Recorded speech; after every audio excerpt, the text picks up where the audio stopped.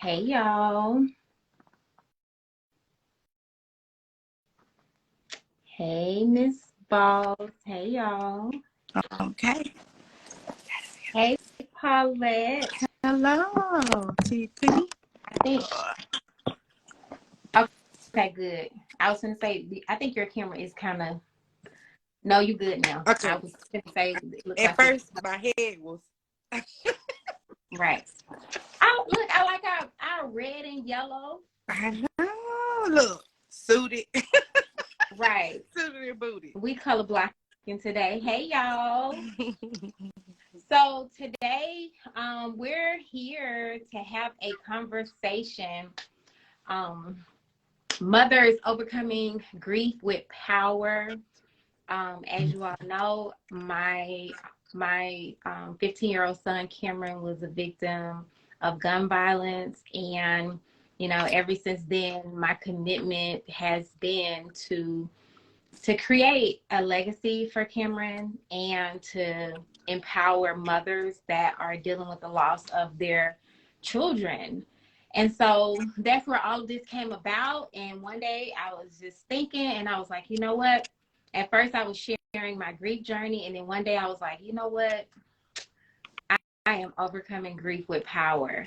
And from that day moving forward, it was like when I created it, it just became a thing. And um, it's almost like it gave me a possibility to step inside of. And then I started noticing every day that went by, I gained more power. And so, and I'm seeing other women in the world that have more power. So I have this amazing mother with me today, y'all. And every time I think about her, what she's overcome and who she is, everything that she's been through, like when I think about her story, I just learned about her story last Sunday. I didn't know the whole totality of her story of what she went through, but I just get emotional, y'all.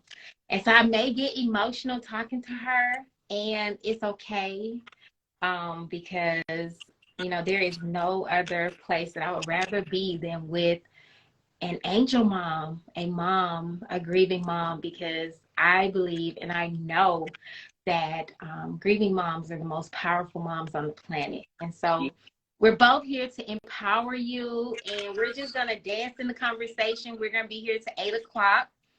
And if you all have any questions, I'll be watching the feed. And so if something pops up for you, we're here to be of service to all of you that are watching. So don't just sit and watch. Y'all can ask questions. We're here to share and be authentic. And if there's anything you want to know, definitely put it in the comment or send an inbox. And yeah, so we're going to get this started. So Paulette. Yes. I love our colors. I just had to say that.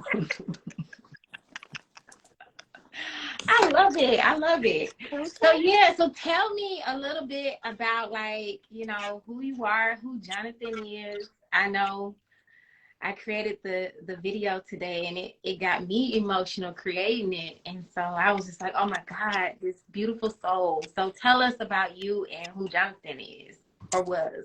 I say is because in my mind, our babies are right here. Like Jonathan and Cameron is sitting in the corner somewhere. So I always be like, is.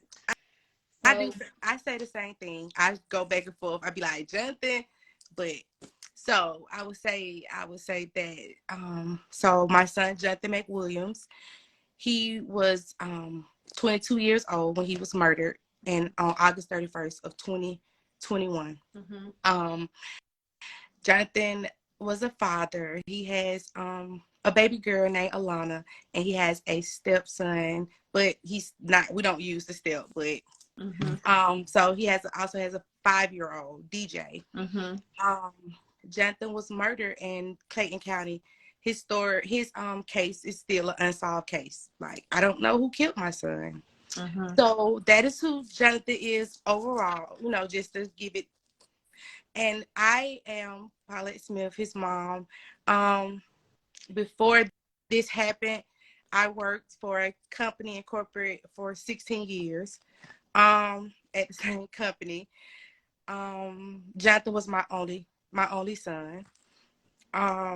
And now someone murdered him, and now I'm on this new life experience. And Yeah. we both have came to this place where I think we realize like we have to do something to help other moms, you know. Right. So now that's what I do now. I haven't been back to work since the day they killed my son, my regular job. But I always say I'm going to work because I go and we do the things in the community, you know, and that helps me get through with the power, you know. Right. Yeah, as I'm sitting here listening to you, and you know, I already said that I may get emotional being, and if you get emotional, it's okay. You know, we're just gonna move through this, you know what I'm saying? And one of the questions that, you know, I want to know and everybody want to know, because like I know you've been on this journey much longer than I have. And we both have the same last name, but we're not related, y'all. Yes, you know you my cousin. Right, look, we spirit sisters. Yes, definitely spirit sisters, definitely. Right, but what has it been like for you being on this journey? Like when it first happened, like I tell people all the time, it's almost like I felt like somebody just kind of blew up my whole world. Like Yeah. I'm just in this foreign country. I don't like I'm just by myself. Like what was it like for you, you know, like right after, and then what has it been like for you being on this journey? So I agree with you. When it first initially happened, my whole world stopped. Like I don't know. I don't even know if it blew up. It stopped. It literally stopped, and I was stuck. I'm just sitting here somewhere stuck because my 22-year-old son that I have raised and prayed over and drugged through high school, and I made it. For me, honestly, I raised Jonathan. He went to Mays High School in Atlanta, so I raised him. I'm from Decatur, but he ended up getting raised on the west side off of MLK, so for me, I honestly felt like I made it because we had survived it. You know what I mean? I was like, he made it through high school. I was like, we good. I thought we was kind of, getting to at least easy street, but now. And my son was a kid that, and I guess, everybody says this, nobody thinks it's going to happen. Nobody thinks it's going to happen to their side, to their kid. You just don't think that. And my whole life was ripped away, totally. So who I am today is nowhere who I was. Right. August, like 8 o'clock that morning, August 31st of 2021, when I walked out the door to go to work that morning. Yeah, it's so interesting you say that, because as a parent, we think that as soon as these kids get grown, like, whew, like if I can just get these boys through school, if I can just get him to graduate, because I know for myself, like, those are those milestones where you be thinking, if I can just get him to graduate, and here it is, you raised him as a single mom, and you got to get a young man to graduate is a big deal. Right. And here it is, you get him to graduate thinking that everything is okay, and then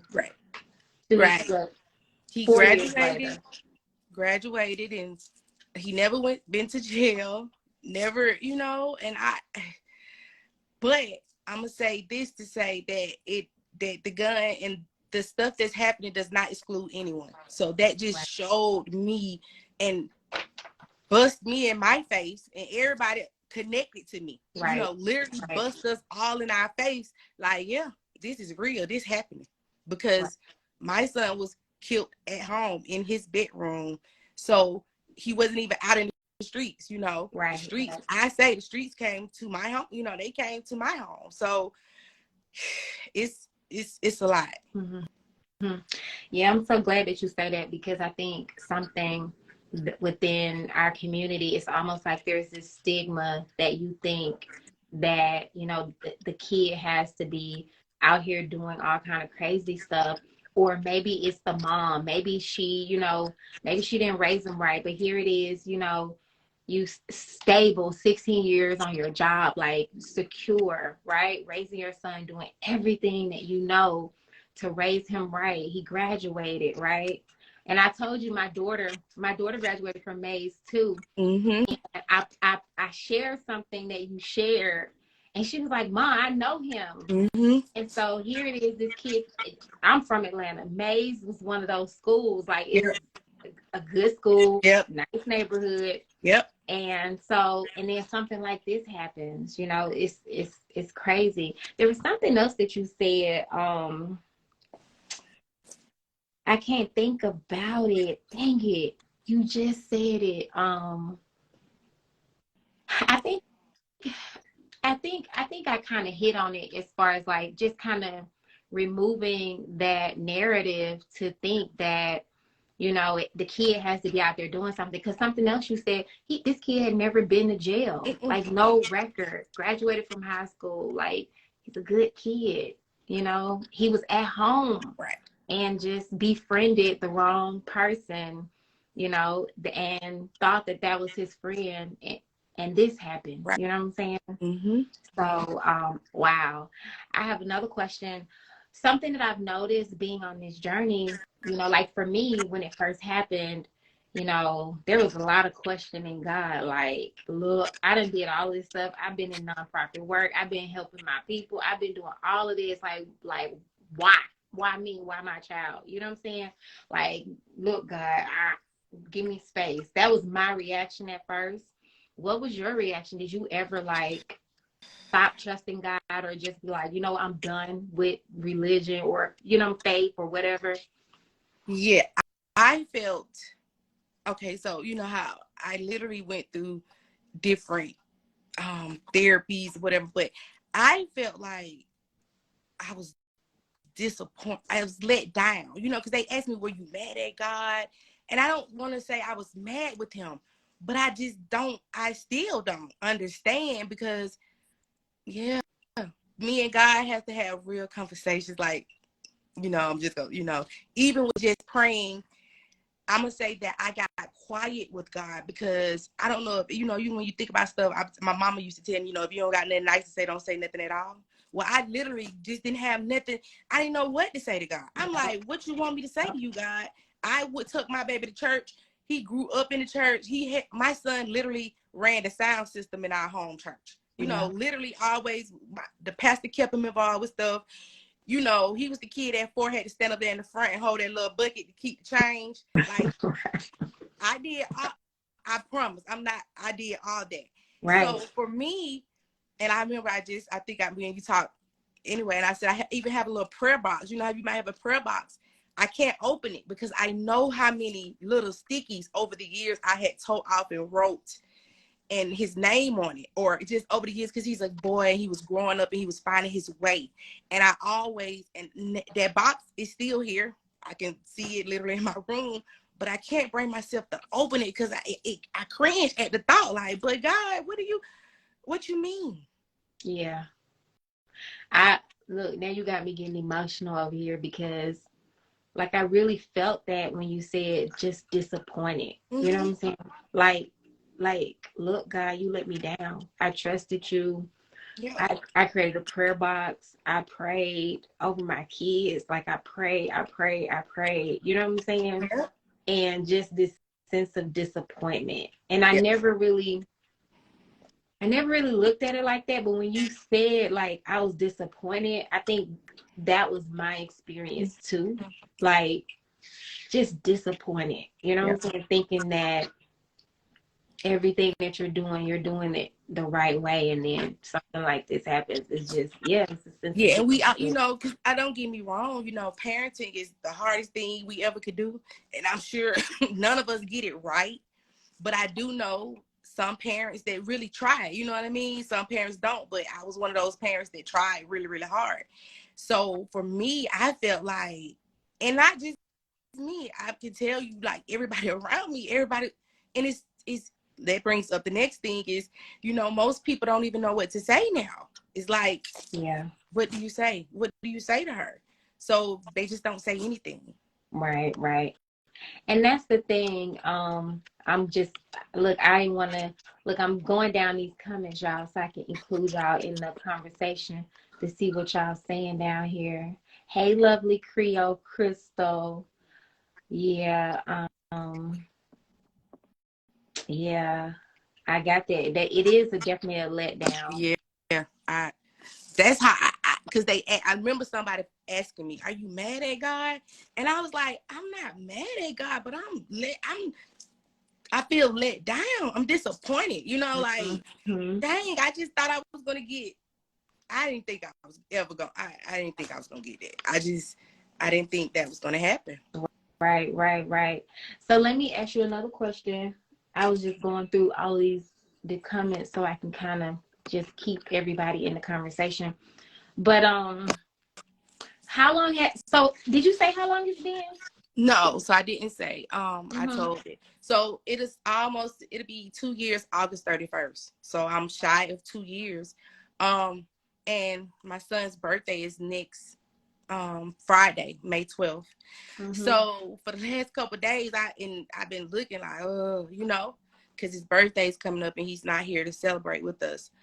And it's gonna be 2 years. Right. And the 2 year part is okay, but I still don't have a person in custody, or I don't have nobody to even know who.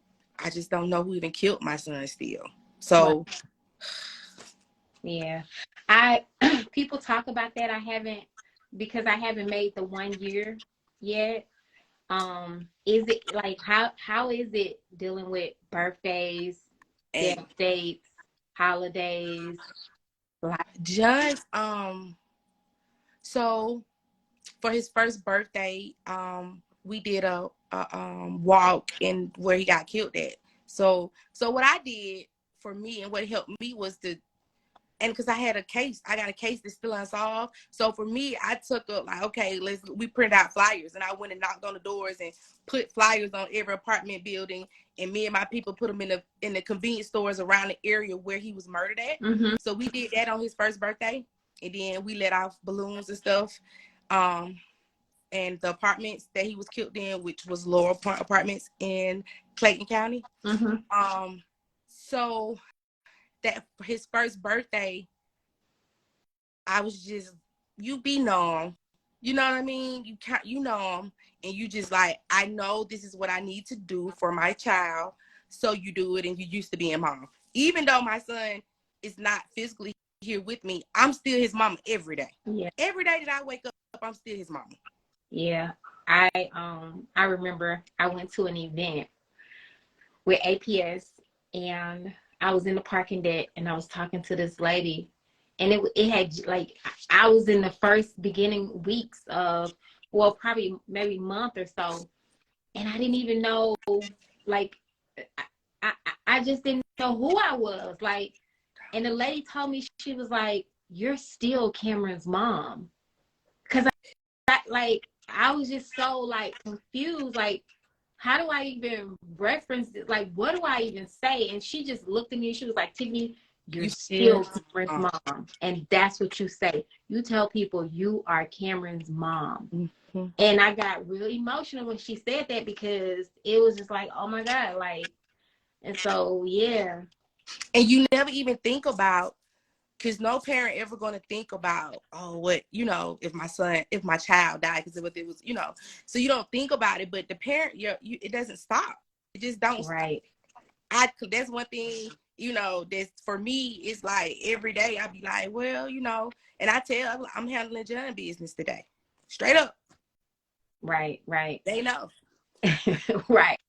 Yeah, I think now it's almost like, yeah, I have it that now I get to carry Cameron the rest of the way. Mm-hmm. It's almost like, well, he had his own body, and now he's back with He me, came back. and now Yeah, we doing this together. absolutely. And it was like, when he was here, he would have been like, "Mom, I don't want to be with you all the time." Boy, now you with me all the time, every day, all day. Yeah. It's just me and you, Cameron. Mm-hmm. Right. Yeah, that's me. I promise you. I like you said. You like I listen. I mean, to me, I hear John saying stuff. You know, he be like, "Mom, you shouldn't do that." I still, you because you know your kid. Mm-hmm. I mean, I know my son. So when something ain't going right now to this day, when it's not going right, I still be like, I can hear him being like, "That ain't it, Mama." So Right. Yeah. So, think how I think I gotta carry things. So let me ask you a question. What do you think has been the biggest challenge being on this journey? well, for my biggest challenge, okay, well. Look, I'm talking it out in my head. Right. My biggest challenge has been the police part. Yeah. That has been my biggest challenge. So, every mom or every family has a different case. And that's what people, like in your case, your son, they already in the process, but it's still not done. Well, so my biggest struggle has been the process of um, the case. Yeah. Yeah. I see you, Tasha. Tasha asked, like, she was like, because when people ask how many kids, I say 2 girls and a boy. Yeah, Tasha, when people ask me how many kids, I say 3. And I said in the beginning, like, I kind of go between, I have a 20, I think he's 26-year-old, a 22-year-old, and I have a 15-year-old. And most of the times I speak about Cameron as if he's still here. And so I go in between is and was. So Yeah, it just depends on the day that you catch me me too. on how I talk about him. But yeah, I go in between he is and was. Right. And Yeah, I go don't on. really know how to answer. That question gets me stuck too because people ask me now all the time, and then I say, I I think I say, well, I had a son, and then when I say that, I catch myself, Right. and then I say, but I think a lot of times I say, well, I had a son, Jonathan, and then I have to catch myself and be like, Yeah. Yeah. It's those questions you don't even know how to, like, it's like you don't know how to answer. Like, I never thought of it. It's like my brain goes into literally an era. You get what, yeah, like I don't know what I'm supposed to say here. And there's so many of those moments, as you're walking this journey. It's such a foreign land, like you don't know what to say. mm-mm. And so you just get stuck. Yes, Yep.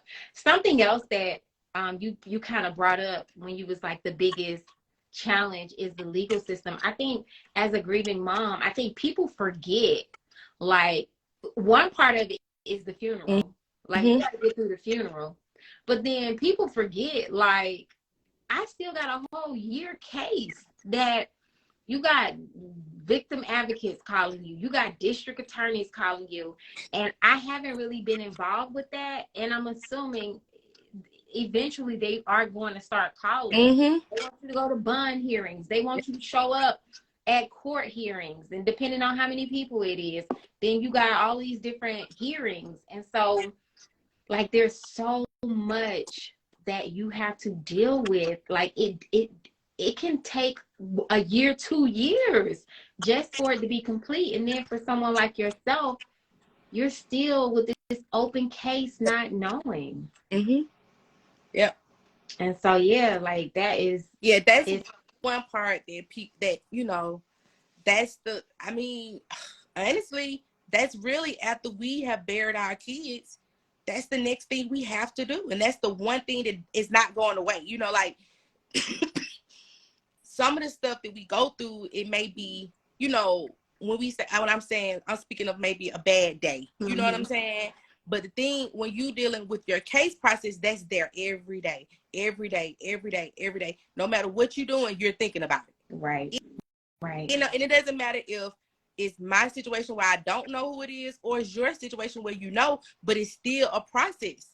right. It's a constant reminder every day. Every Yep. time somebody call you, it's like a snap back into reality. You know what I'm saying? So yeah, it is.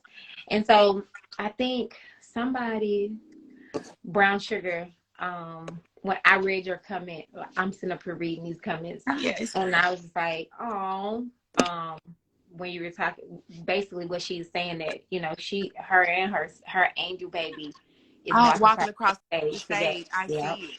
I see it. Yeah, that's special. it really is, and I think just finding a way that to take your child with you day to day, I think that has helped me out a lot. Just in my mind, just thinking about, okay, everything that I'm doing, you know, even with the Forever Cameron movement is about honoring Cameron. And I think for me, my biggest fear is that Cameron will be forgotten, you know, like, and it's like, no, Cameron's life mattered. But that is my biggest fear as a mom.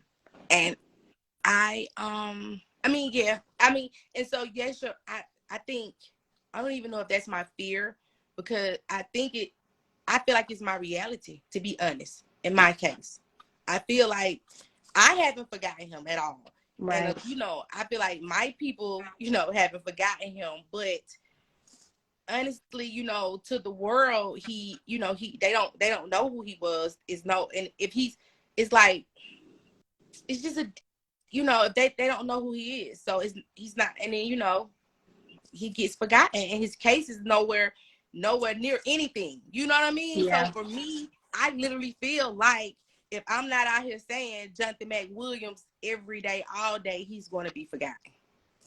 Yeah. Yeah. Nightmare when Tasha was saying, yeah, it's a nightmare when you have to walk in courtroom and see your son's killer. I don't know, Tasha. I don't think I'm ready for that. I think, I don't know. I think last week, Zanetta was saying, you really don't know if you've forgiven someone until you have to face that person. And yeah, I don't know what it's going to be like to have to walk in the courtroom and see, you know, see those kids. Right. And as bad as I want to know, like, I want justice and I want to know justice, I want it. But it scares me because it's like, because I know I'm going to have to face that. I'm going to have to face who it really is. Right now, I don't have a true person or people, you know. So it scares me because I don't know you know what I mean? It's like, what are you going to feel then? How am I going to deal with what I'm going to feel? It's more how I'm going to deal with what I'm going to feel. Mm-hmm. Yeah. And you know what, something else I was thinking about, most people don't understand, like, being a grieving mom is like having a wound that is, you keep pulling the band-aid off, you keep busting the stitches open. Like, there's so many different things that can pull the band, like, it's almost like, you know, there's a wound there, and I don't know. I said that yesterday I posted a post, and I said that every night when I lay down, every night I hurt over my whole body for my son. Mm-hmm. And every morning I do that too. Cause it's every night you like, and every morning it's like, right. Yeah. And it's like, is that ever going to end? But I learned, I ain't gonna say but, I'm gonna say and, cause but I know, and right. But I push past it. But that's, you know, because through therapy and different things, you learn to do that, because it really could just have you stuck. You'll be sitting there like, okay. Yeah.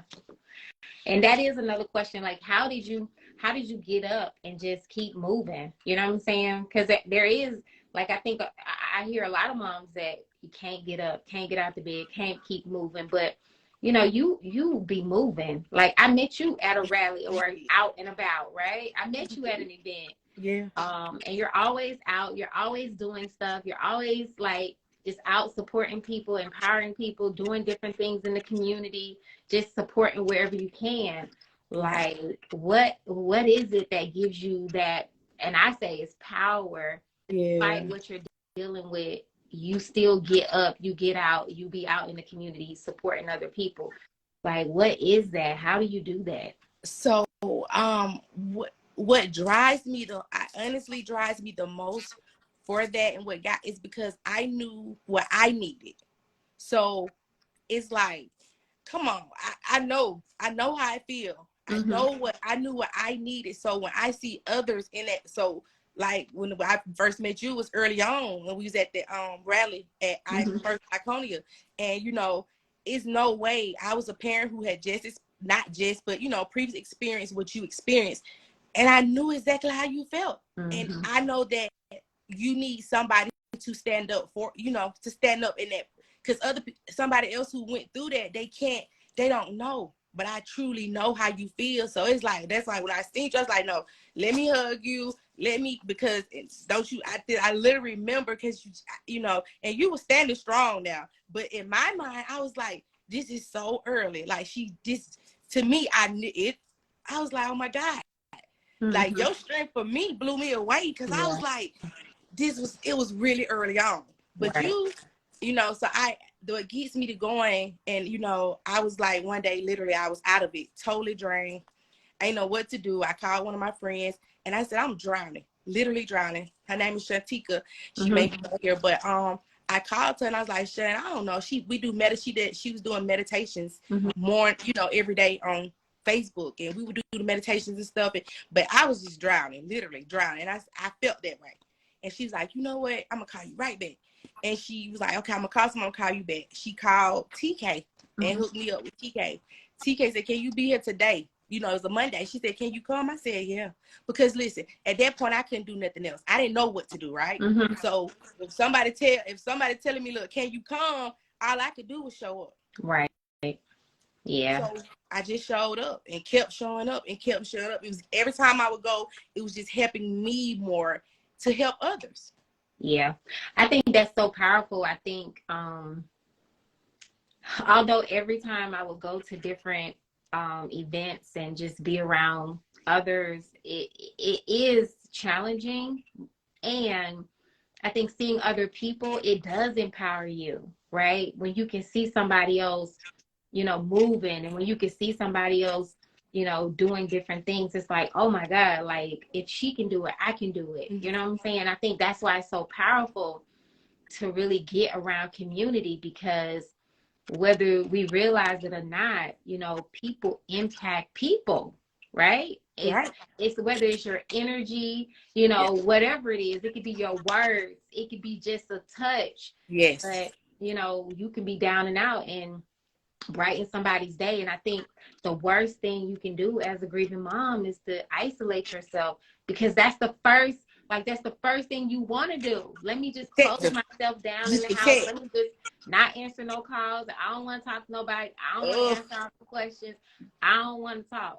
You literally be like, stay in the house. It was like this for me. Look, I don't want nobody by me. I don't know who y'all. I don't. Right. You want to protect everything that you have left, because for me, they had took everything. Right. And just left me. Right. And I think that's the worst thing you can do as a grieving mom, is to isolate yourself. Yeah. And then I get it. Sometimes it's hard to be around family and friends, because I think on both sides, it's hard for them, but then it's hard for you too, because it's like, you don't get it. You don't understand. Yeah.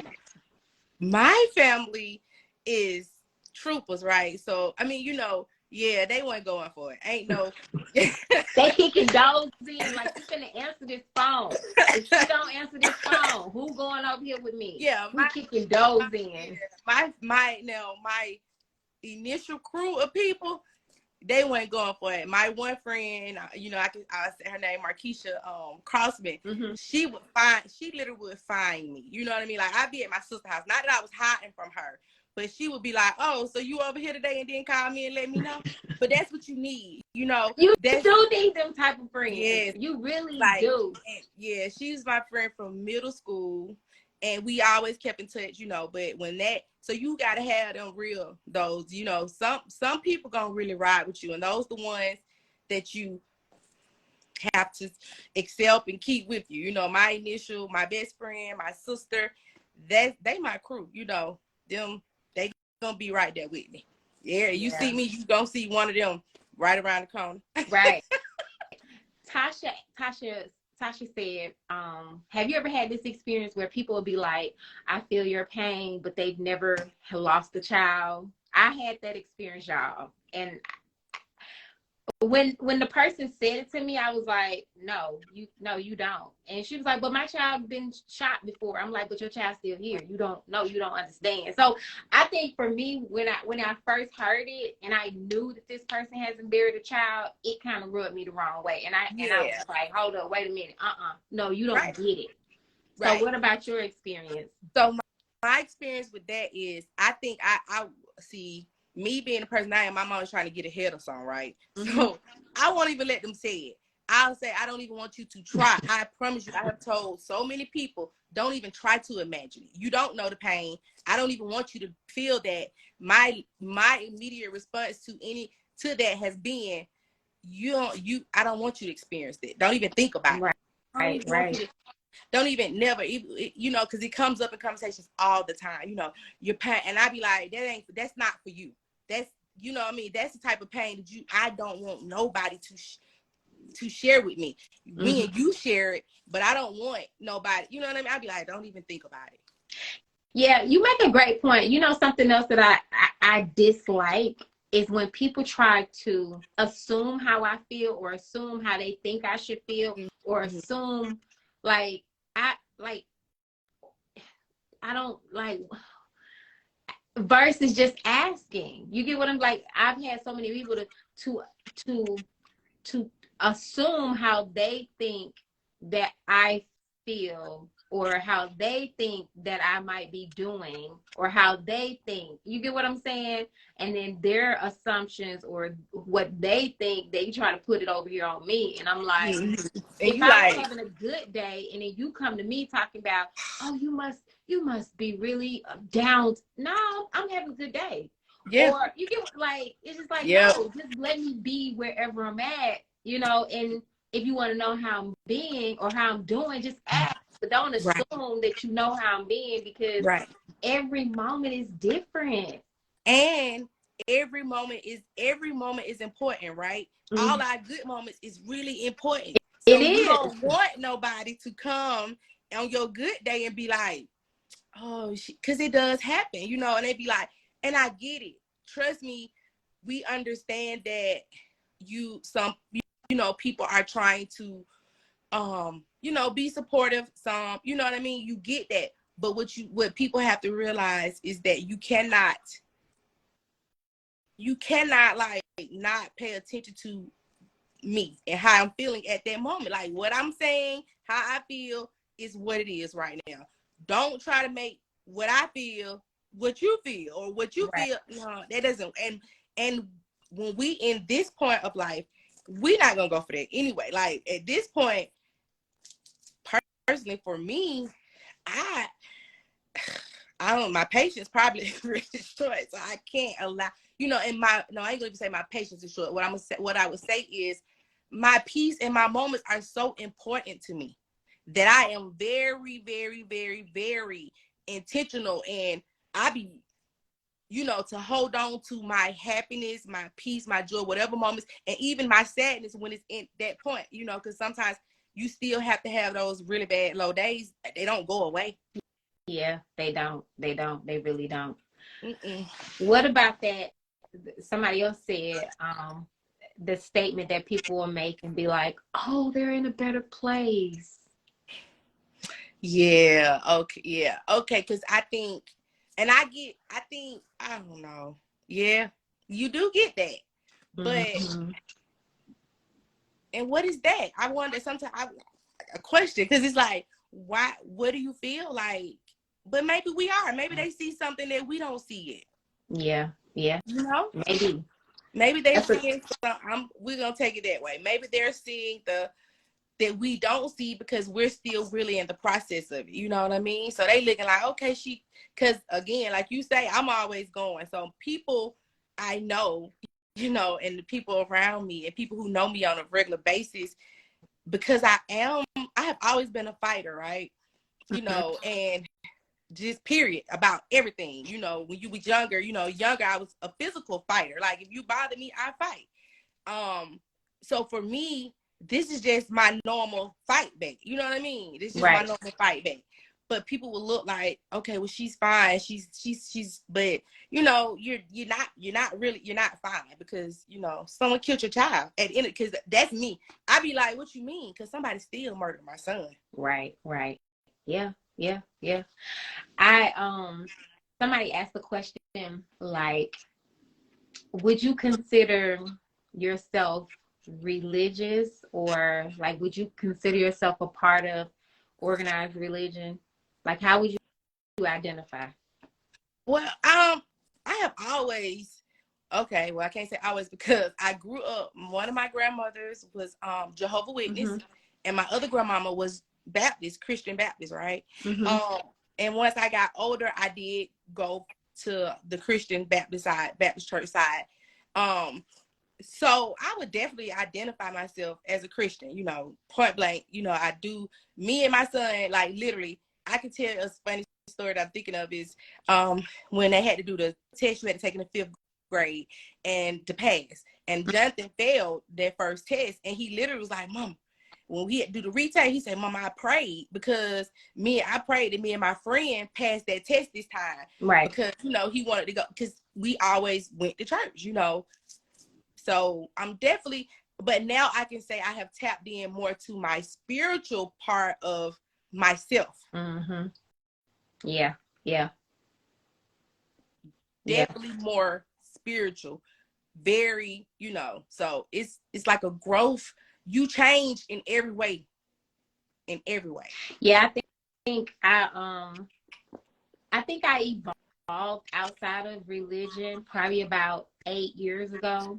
And I started to kind of more relate to spirituality a little bit more, because I started to see the connections between all of the different religions. And I was like, you know what?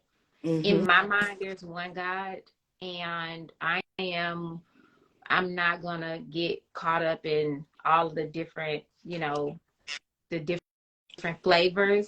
Right. But I think this experience, um, I'm trying to think, like, the question was, how has this impacted, you know, your relationship to religion or spirituality? I don't know. I think for me, I'm still, you know, in that spiritual space. And I think for me, I have it there, we're all connected.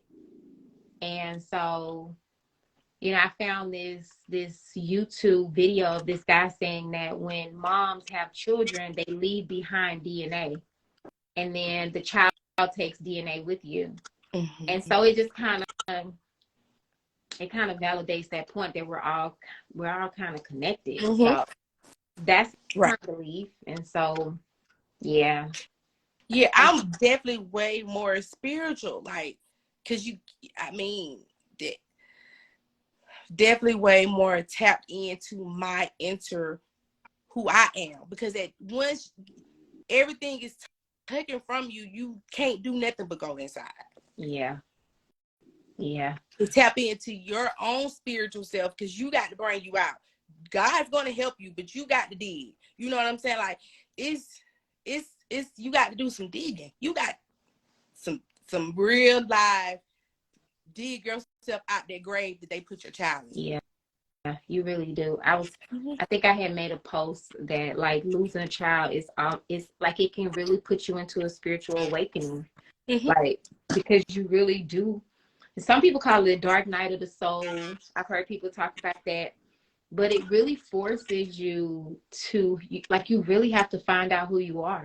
Yes. Because, you know, the identity of mom, you know, I know, like, for you, that it's like, well, what is that? And so it just has you to question everything. And I think for me, what it had me to question, I think my identity was wrapped up in my family and making sure that my family was okay. Yes. And it just kind of seems, I think sometimes I have this experience like I failed at that.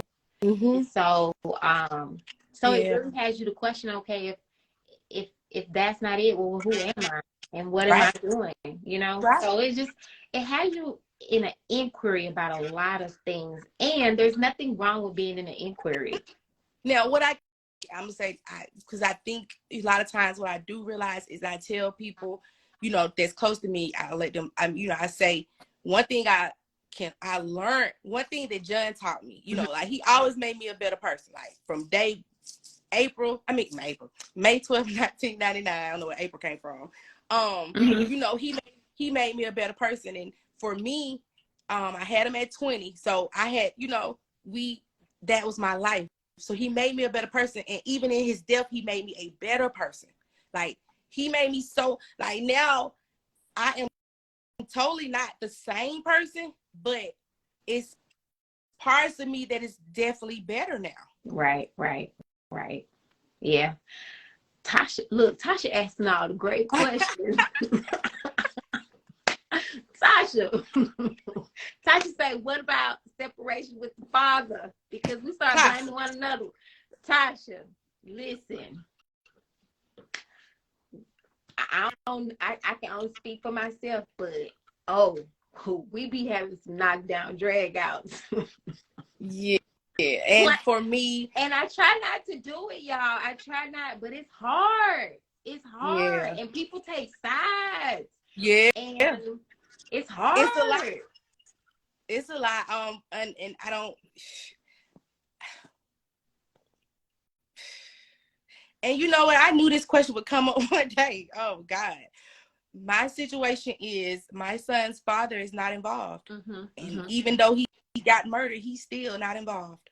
Did he come? Yeah, he came to the funeral. But did y'all ever and when I say blaming, like, if you would have been there, if you would have did this, if you would have. Okay, so when it initially happened, no. Well, we don't have a lot of contact to even blame each other at this point. You get what I'm saying?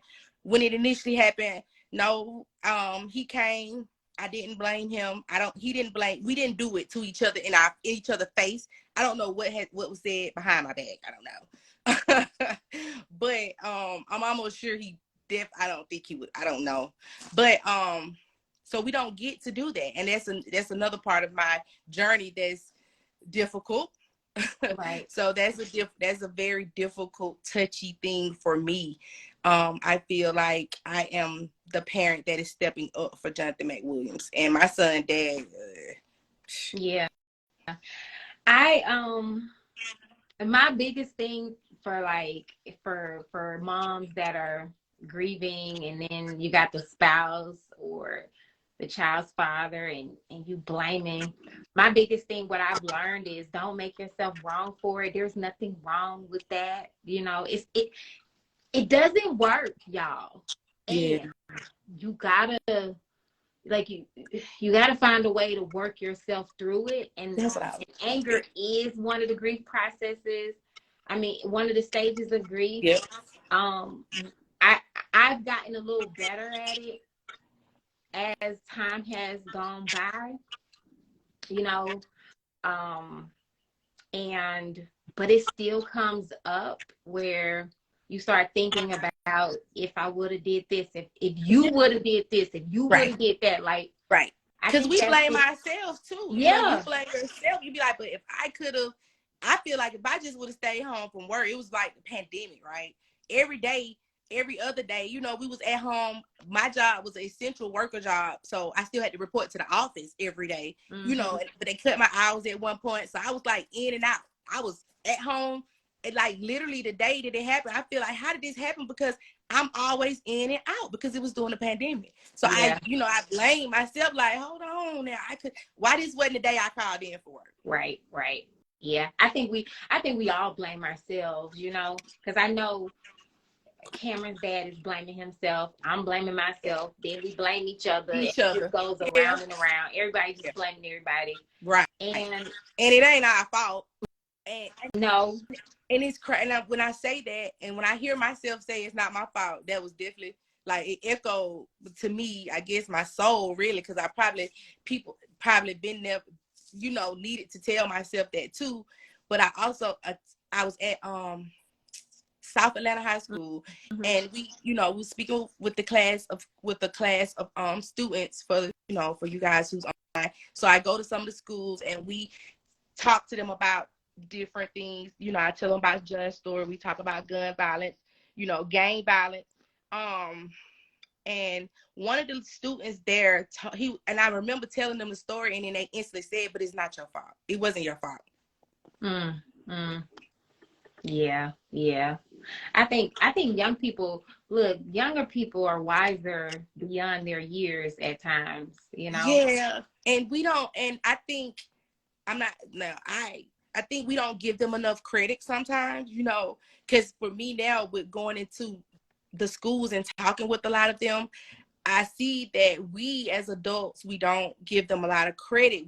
We kind of look at them all as if they're not listening, they're not paying attention, but that's really not the case. Some of them are, a lot of them are listening. Mm-hmm. And I think that it needs to be more of us talking. Yeah, you're right about that. So for the grieving mom that is listening, right? Mm-hmm. What message would you give to her? And I really want you to just really tap into your heart. And there is a grieving mom that's here, that's listening. And if there was a message that you want to give to her, what would you tell her? To not give up. You don't give up, because that's don't give up. Even when it get real dark and it gets real hopeless, don't give up. Like, for me, I can't give up on Jonathan, so I can't give up on Paulette either. And now I can't give up on the other kids that's out here. You get them, like, find something else that you can't give up on. You know what I'm saying? Get you something else that you like. Let me do this. Mm-hmm. Let me do. I found something else that I couldn't give up on. Some more kids. They not mine biologically, but they some kids. I can't give up on my community. I can't give up on John first for me. And I know, his death taught me to kind of put myself first. But, you just don't give up. Find something not to give up on. Yeah. Look, when you said don't give up, look, in my head, I can hear the young people be like, period.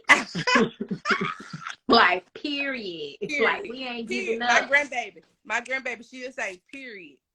Right. Like, we ain't giving up over here. Right. And it's so interesting because, so y'all, we created the Angel Mom Collective. And for you that don't know, when I first started this journey, I learned that an angel mom is a mom who has lost her child.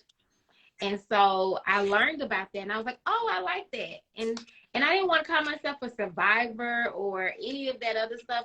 I was like, okay, I can get with angel mom. So now I can tell people, okay, I'm an angel mom. Most people don't know what it means, but that's what it means. When you see an angel mom, you know that that mom has a child in heaven. And so that's why I call it the Angel Moms Collective. Paulette was on our first meet and greet on Sunday, and it was phenomenal. And we are getting ready to create bi-weekly meetings online on Zoom. I think we're going to do them on Sundays. Is that what we said, Paulette? Yep.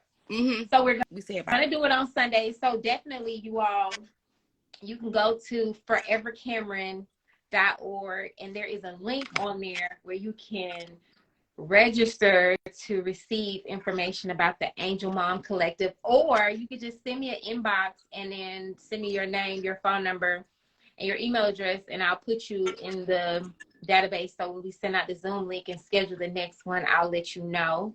Mm-hmm. And if there are any angel moms that really want to share your story and tell others how you're overcoming grief with power, definitely send me an inbox, because our children matter, our stories matter, and you just never know whose life you'll impact. There may be a mom that's just like, I'm done, I can't do this no more. And you may say one thing or one word that will shift her whole perspective. And that's what I'm committed to. I think what has helped me, in this journey, is sharing. Number one, I started my counseling, coaching, healing journey like 10 years ago. So that helped out a lot. But then two, I knew that if I just sat and didn't talk and just sucked it up and didn't share, it was going to eat me up. And so that's when I started sharing. And so I want all of you to share. The more you talk about it, the more you share it, the more power you get. And just sharing can transform everything. And so if you want to share your stories, send me an inbox. Every time I create these tributes to my babies, I always get emotional when y'all send me pictures. I'll be like, oh my God. Yes. Now I got 2 babies. I got Dre. I got Jonathan. So we got Cameron, Dre, and Jonathan now. And I'm just like, oh my God, these are beautiful babies, beautiful souls. Yes. And so, yeah. So, Paula, is there anything that you want to say before we complete? I just want to tell you, thank you. You know, we have to, thank you. And, a lot of times people don't give angel moms their thank yous. And I want to make sure that I give you your thank you. And, I would just say to everyone else and people that is on the call, if you are an angel mom, be kind to yourself as much as you possibly can. Be really kind to yourself. You even have to be overly kind. Overly kind to yourself. Patient. Yes, look, you have to. Great. Yes. Yeah. Even when. Let me tell you what I told myself, Paulette. I said, look, I'm giving myself a whole year. No expectations. Don't judge. I'm not judging myself. I'm not criticizing myself. For a whole year, I get to do whatever I want to do, and I'm gonna blame it on. Look, I'm a grieving mom. Can you please just give me a pass? It's the truth. That's not blaming. You are telling the truth. Yes, I feel like this because someone murdered my child. What do you mean? Right. You're just telling the truth. I think I just hold myself. I think sometimes you just have these high expectations of yourself, and you just, you always want to do the right thing. You always want to, Yeah. But I threw all of that out the window. I don't even think you did it. It just it flies away. Because I was like very, controlling and conservative, and now I live on the other side comfortably. Right. However, it's okay. No judgment. I have to treat yourself nice. And for people that are connected to angel moms, just give them a hug sometimes. For me, a hug, a real hug, not them little play. Like a real genuine hug to that mom will like literally mean the world. You know what I mean? It could really literally mean the world to them. So, just some little nice, and that's just basic things that we should do for each other anyway. Exactly. Look, and I'm gonna add, not just angel moms. How about all moms, y'all? That's true. Yeah, we're gonna do all moms. Yeah, cause motherhood, it's something, and we see it never stops. Right. Exactly. Once you join the club, you don't get out. Even if you don't get out that motherhood club. It's stuck there till you leave. So right, exactly. Yeah. Alrighty, well, y'all, thank y'all for tuning in. Our next call is not going to be on Wednesday. It's going to be on Monday. And there is an amazing mom that I'll have on Monday night. I'll send out the information after this call. And so you all have an amazing evening. And thank you, Michelle. Happy Mother's Day to everyone on here. Happy Mother's Day. I see the comments. Happy Mother's Day. And look, I always have to put in my always long live my Jonathan McWilliams. Justice for Lil John. Thank you. All righty, y'all. Talk to y'all later. All right. Bye-bye.